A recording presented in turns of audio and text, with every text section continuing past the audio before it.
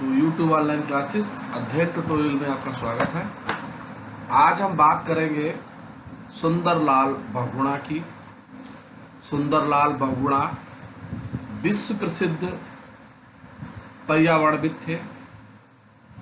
इन्होंने युवा अवस्था से वृद्धावस्था तक हिमालय के पर्यावरण को, हिमालय के जंगल को और हिमालयन इकोलॉजी को बचाने के लिए अपना पूरा जीवन समर्पित कर दिया। इनको हिमालय पुत्र भी कहा जाता है और गांधी का सिपाही भी कहा जाता है। वृक्ष मित्र के नाम से, बहुत सारे नामों से इन्हें जाना जाता है।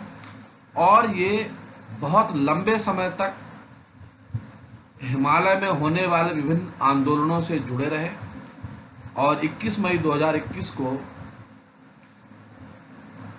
इस दुनिया को छोड़ के हमेशा के लिए हिमालय की वादियों में विलीन हो गए। तो आज ऐसे प्रसिद्ध संघर्षशील व्यक्तित्व के धनी सुंदरलाल बहुगुणा जी के जीवन से संबंधित कुछ जानकारियां हम आपके साथ शेयर करेंगे और जो इन्फॉर्मेशंस आपके बहुत सारे एग्जाम्स में और उनके बारे में जानने के लिए बहुत सहायक होगी। तो किसी को हम पूर्णतया जानने के लिए बहुत सारी चीज़ें चाहिए होती, बहुत सारा समय चाहिए होता है, लेकिन हम कोशिश करते हैं कि उनके अधिकांश उनसे संबंधित जुड़ी हुई जो जानकारियां हैं आपको उन जानकारियों से रूबरू कराऊं।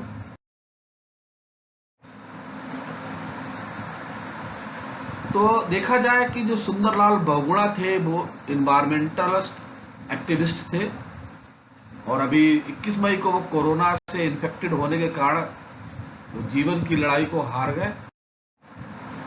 तो उन्होंने कुछ सद्वाक्य भी कहे थे, कुछ बातें उन्होंने कही थी कि जंगल के उपकार, मिट्टी पानी और ब्यार, मिट्टी पानी और ब्यार, जिंदा रहने के अधिकार।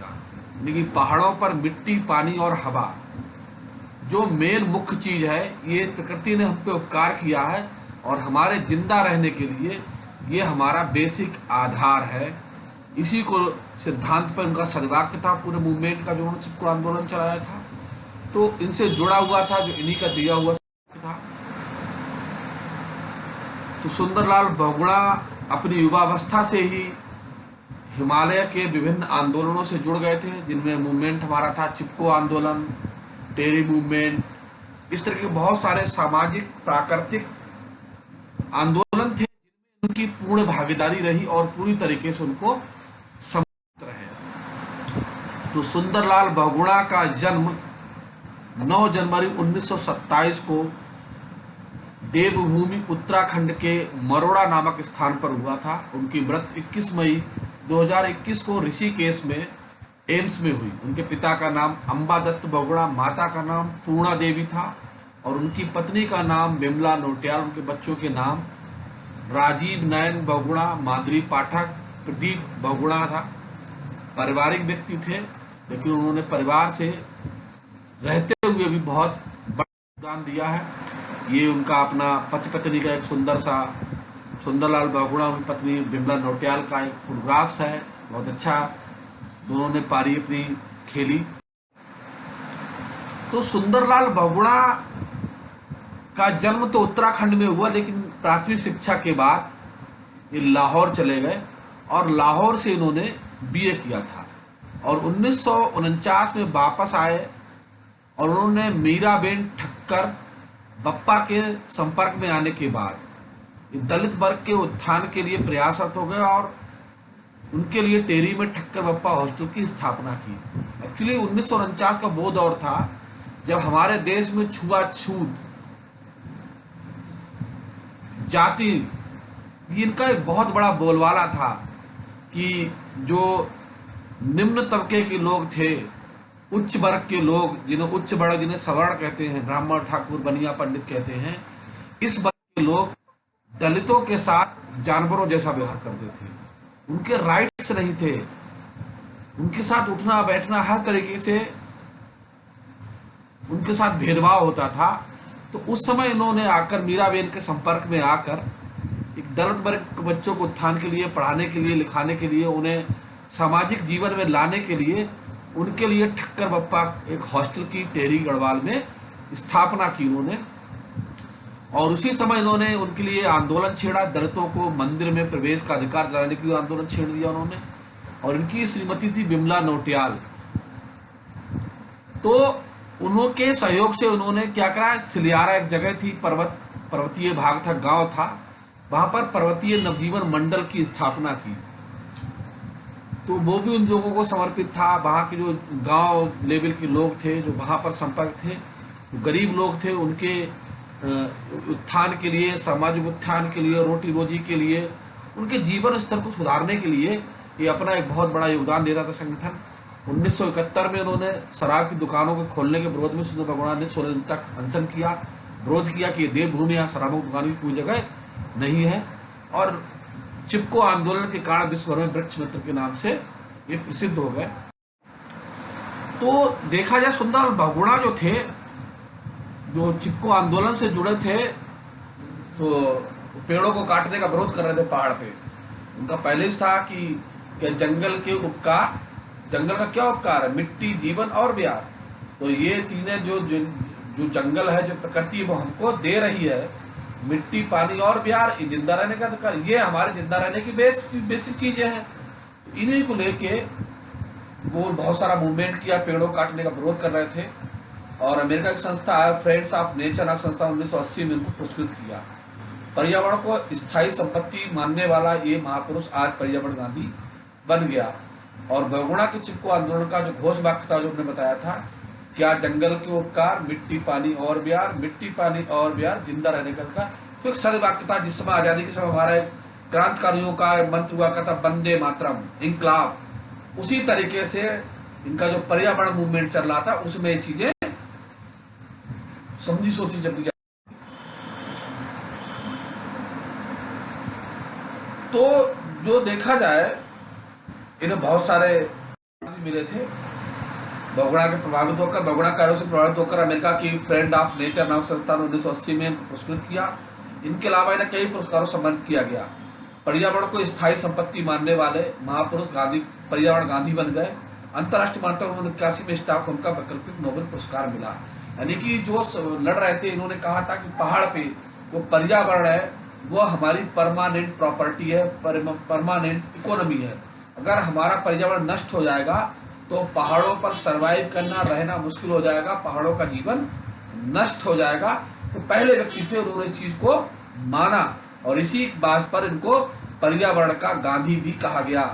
और अंतर्राष्ट्रीय लेवल पर 1981 में स्टॉकहोम में इनको एक नोबेल प्राइज दिया गया, जो वैकल्पिक नोबेल प्राइज के बराबर का रखता है।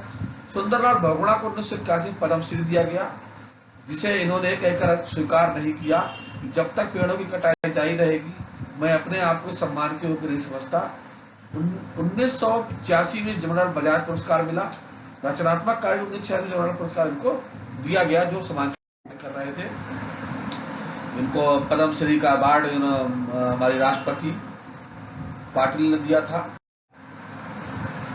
फिर इनको चिपको आंदोलन से सम्मानित किया गया राइट लाइवलीहुड पुरस्कार से। 1987 में शेर कश्मीर पुरस्कार से नवाजा गया। 1987 में सरस्वती सम्मान से दिया गया। 1989 में सामाजिक विज्ञान के डॉक्टर की मानद उपाधि IIT रुड़की द्वारा दी गई। 1998 में पहल सम्मान से नवाजा गया। 1999 में गांधी सेवा सम्मान से सम्मानित किया गया। 2000 में सांसदों के फोरम द्वारा सत्यपाल मित्तल अवार्ड से नवाजा गया।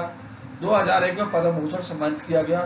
चिपको आंदोलन की सुंदर बहुगुणा को 2009 में पद्म भूषण से भी सम्मानित किया गया। तो ये कुछ उस समय की यादें हैं, जब वो मूवमेंट चल रहा था। बच्चों के बीच में जाते थे, प्लांटों के बारे में बताते थे, उन्हें पर्यावरण के बारे में बताते थे, जागृत करते थे। तो कुछ तस्वीरें हैं उस समय। अब सुंदर बहुगुणा का योगदान, बेसिक क्या योगदान रहा? एक पर्यावरण दार्शनिक, सक्रिय कार्यकर्ता के रूप में विख्यात सुंदर बहुगुणा हिमालय के वृक्षों के कटान के खिलाफ आयोजित किए गए चिपको आंदोलन में अपनी भूमिका के लिए काफी प्रसिद्ध हुए। वे अपने नारे पारिस्थितिकी की स्थायी अर्थव्यवस्था के लिए याद किए जाते हैं। वृक्षों के कटान के सिलसिले में सुंदरलाल बहुगुणा ने तत्कालीन भारतीय प्रधानमंत्री इंदिरा गांधी से मुलाकात की थी, जिसके परिणाम स्वरूप इंदिरा गांधी ने वृक्षों की कटान पर प्रतिबंध लगा दिया।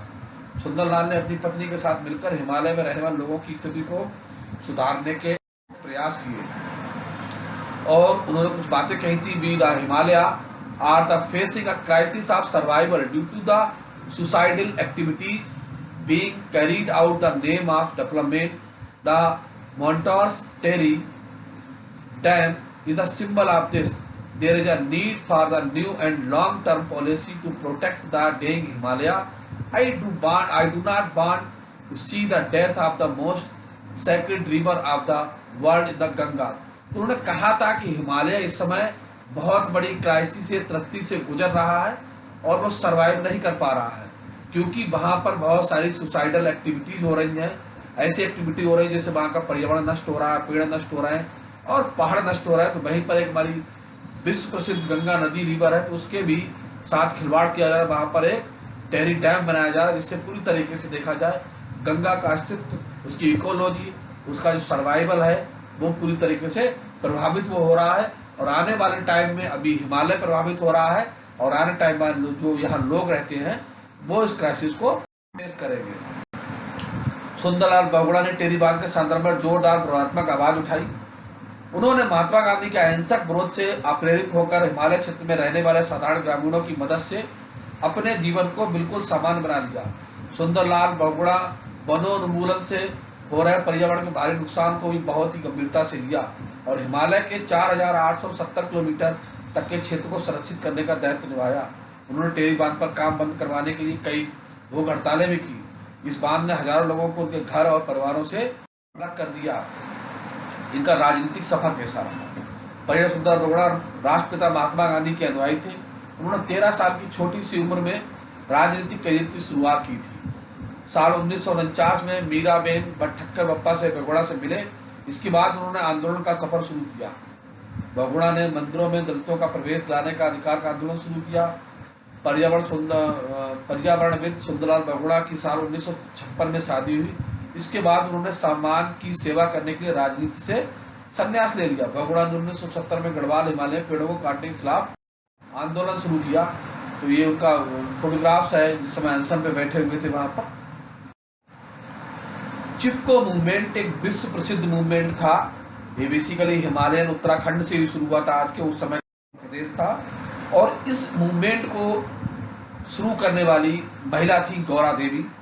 और बेसिकली गौरा देवी को उतना लोग नहीं जानते जितना कि बहुगुणा साहब को जानते हैं। एक्चुअली इस मूवमेंट को गौरा देवी ने स्टार्ट किया था। महिलाओं की कमेटी बना के, वहाँ पर महिलाओं का संगठन बना के वहाँ के ठेकेदारों को पर्यावरण से बचाने के लिए, पेड़ों काटने से बचाने के लिए। क्योंकि होता क्या कि जो पहाड़ होता है, पहाड़ के पुरुष जो है बहुत कम काम करते हैं, वो शहर चले जाते हैं, महिलाएं घर का काम करती हैं बाहर का।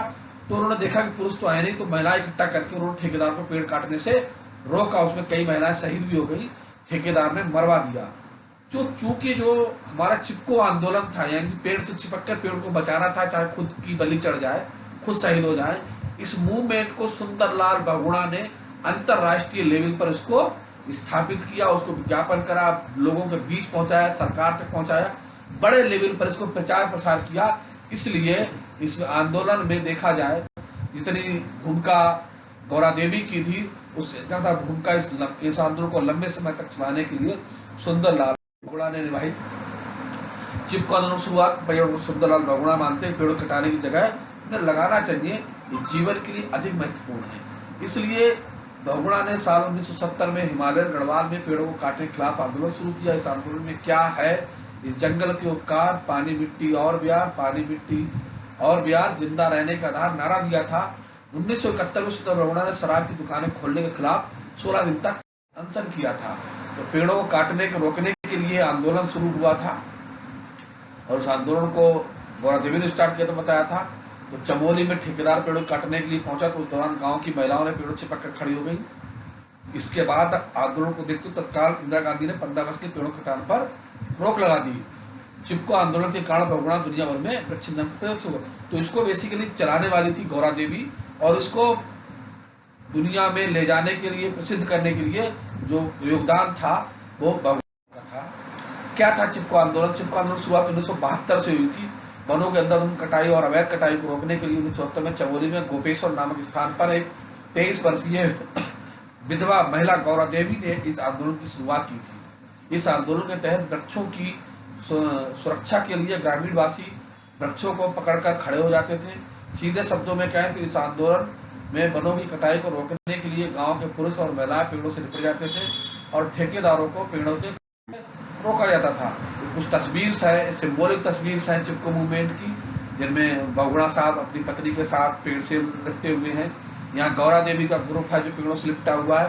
तो इस तरीके से मूवमेंट शुरू हुआ था। गौरा देवी 1925 में पैदा हुई तो 1991 में डेथ हो गई उनके।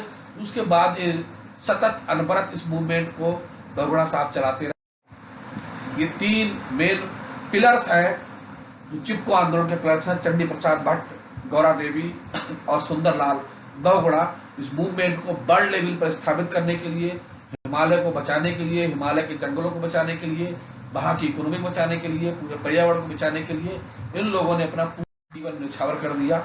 और देखा जाए एक हिमालयन पुत्र के रूप में सुंदरलाल बहुगुणा स्थापित हो गए। इसी तरीके से एक मूवमेंट चला था टेरी मूवमेंट, टेरी बांध का मूवमेंट। पद्म भूषण सम्मानित बहुगुणा ने टेरी बांध के निर्माण का विरोध किया था। उन्होंने इस बांध के खिलाफ 84 दिन लंबा अनशन रखा था। टेरी बांध के विरोध बहुगुणा ने एक बार अपना सिर भी मुड़वा लिया था। पर्यावरणविद सुंदरलाल बहुगुणा टेरी बांध का निर्माण आखिरी चरण तक विरोध करते रहे। टेरी बांध के जलाशय में उनका अपना घर भी समा गया। बहुगुणा ने टेरी राजशाही के खिलाफ भी विरोध किया था। उसके लिए उन्हें जेल जाना पड़ा था। बहुगुणा हिमालय में होटलों, लग्जरी टूरिज्म का विरोध करते थे। महात्मा गांधी को न्याय मानने वाले बहुगुणा ने हिमालय और पर्यावरण के संरक्षण के लोगों को जागरूक करने की पद यात्राएं भी की। तो ये उस समय जब टेरी बांध चल रहा था, बन रहा था, इस पर डिटेल से आगे बात करेंगे। उस समय कुछ तस्वीरें हैं कि पुराना टेरी जो था, आज का नया टेरी, ये बांध है जहाँ पर हमारा गंगा बांध टेरी डैम है, जिसके अंदर पुराना टेरी, जो हमारा पुराना टेरी था, जिसमें हजारों साल का इतिहास छिपा था, पूरी राजशाही का इतिहास छिपा था।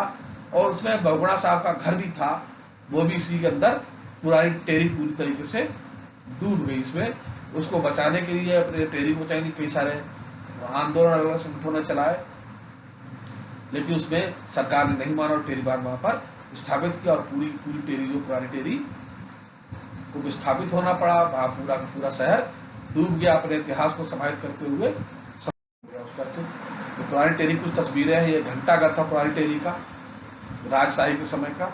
और धीरे धीरे टेरी, गंगा के नदी बहती थी, पूरा टेरी खाली कराने, पूरा टेरी यहाँ पर डूब गया। ये बहुत बढ़िया वहाँ का मैदान था टेरी का, जहाँ पर लोग खेलते थे। तो इस तरीके से देखा जाए पुराना टेरी का अस्तित्व जो था वो 2001 में समाप्त हो गया। बहुगुणा ने टेरी बांध के खिलाफ आंदोलन में अहम भूमिका निभाई। तो उन्होंने कई भूख हड़ताल की। तत्कालीन पी नरसिम्हा राव के शासन के दौरान उन्होंने 1.5 महीने तक भूख हड़ताल की थी।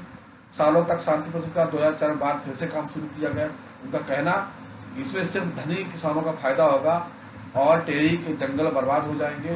उन्होंने कहा कि भले ही बांध भूकंप का सामना कर लेगा, लेकिन यह पहाड़ियाँ नहीं कर पाएंगी। उन्होंने कहा कि पहले से ही पहाड़ियों में दरार पड़ गई है। अगर बांध टूटा तो 12 घंटे के अंदर तक बुलंदशहर का पूरा इलाका उत्तर प्रदेश का डूब जाएगा।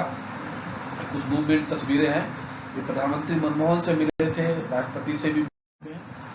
तो उन्होंने कुछ साहित्य भी लिखा था, धरती की पुकार, इकोलॉजी तो परमानेंट इकोनॉमी, भूप्रयोग में परिवर्तन की ओर, और इसके अलावा पर्यावरण और विकास, ये इनकी मुख्य कृति। तो ऐसे सुंदरलाल बहुगुणा को हमारा नमन, उनको विनम्र श्रद्धांजलि कि उत्तराखंड नहीं पूरे भारतवर्ष ने हिमालय का पुत्र खो दिया, जिसने अपना पूरा जीवन हिमालय को बचाने के लिए न्यौछावर कर दिया।